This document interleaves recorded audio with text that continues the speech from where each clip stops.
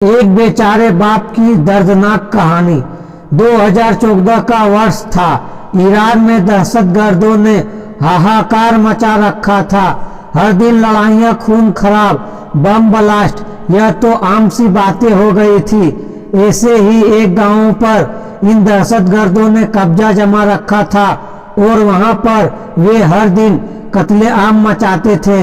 इसी गांव में आयुब अपने परिवार के साथ रहता था और यह कहानी इसी व्यक्ति की है। आयुब ने अपनी जिंदगी के सबसे भयानक 2 दिन इस दहशती माहौल में देखे जो पहले उसने कभी अपनी जिंदगी में नहीं देखे थे। दहशतगर्दों द्वारा आयुब के इलाके में बम फेंका गया। वह था उसकी जिंदगी का पहला सबसे खराब दिन। और दूसरा दिन था इसी बम हमले की वजह से उसकी बीवी का इंतकाल होना। दहशतगर्दों ने गांव पर कब्जा जमा रखा था, इसलिए ना चाहते हुए भी अपने 2 जुड़वा बेटों के साथ 2 सालों तक आयुब को इसी गांव में रहना पड़ा। लेकिन अब दहशतगर्दों और इराकी आर्मी वालों के बीच हर दिन की लड़ाइयां की वजह से वहां रहना और भी ज्यादा खतरनाक हो गया था। आयुब किसी तरह उस गांव से निकलकर अपना और अपने बच्चों का जीवन सुरक्षित करना चाहता था, लेकिन यह इतना आसान नहीं था क्योंकि दहशतगर्दों को हुक्म मिला था कि जो भी इस गांव से भागते हुए पकड़ा जाए उसे वहीं मार दिया जाए। आयुब जानता था कि भागते हुए शायद वह पकड़ा जा सकता है और मारा जा सकता है, लेकिन वह इस बात से भी वाकिफ था कि अगर वह यहीं रहा तो जरूर मारा जाएगा। उसे अपनी जान की कोई फिक्र नहीं थी। फिक्र थी तो बस उसके 2 जुड़वा बच्चों की, जो अब उसके लिए दुनिया में सब कुछ थे।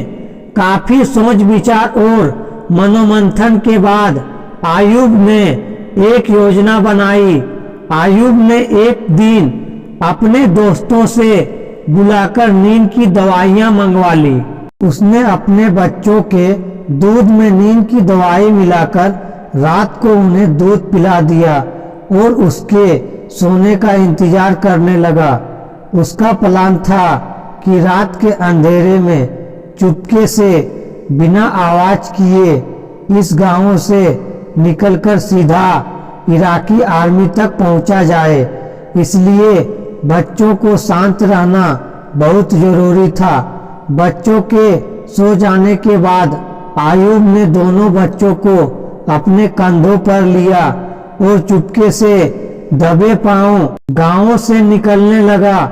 लेकिन बदनसीबी है कि उसका साथ छोड़ने का नाम नहीं ले रही थी। गांव के कोने कोने में दहशतगर्दी पहरा दे रहे थे। एक दहशतगर्दी ने आयुब की आहट सुन ली और उसकी दिशा में एक गोली चला दी।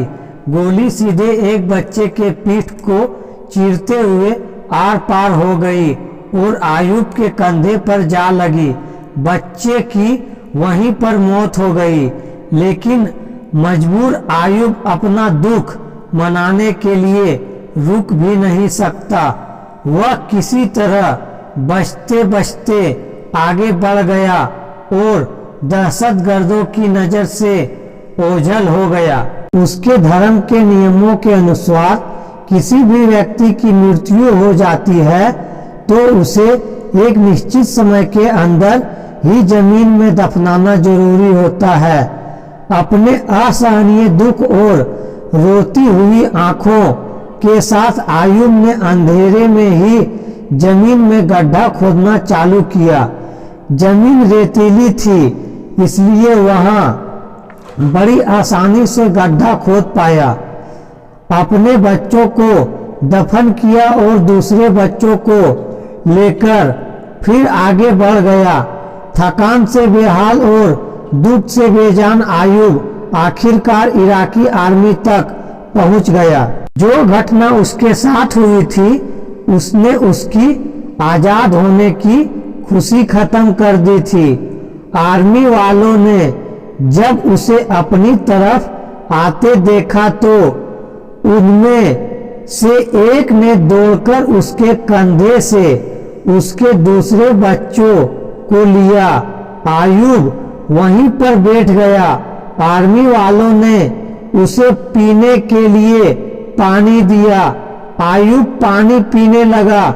तब आर्मी वालों की बातें उसके कान पर पड़ी, जिन्हें सुनकर उसके पैरों तले जमीन खिसक गई।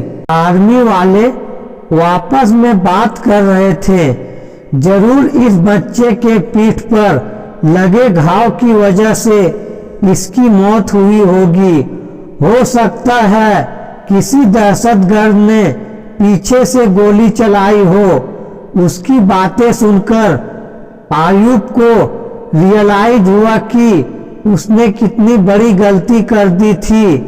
उसने रात के अंधेरे में और अपने पहले बच्चों की मौत के गम में अपना सुध बुध खोकर अपने सोते हुए बच्चों को ही मरा समझकर उसे दफन कर दिया था। दोस्त, यह कहानी सुनकर आपके मन में निराश का भाव आ गए होंगे। ऐसा होना बड़ा ही सहज और स्वाभाविक है, लेकिन इतनी दर्द भरी इस कहानी से भी हमें एक सीख ले सकते हैं।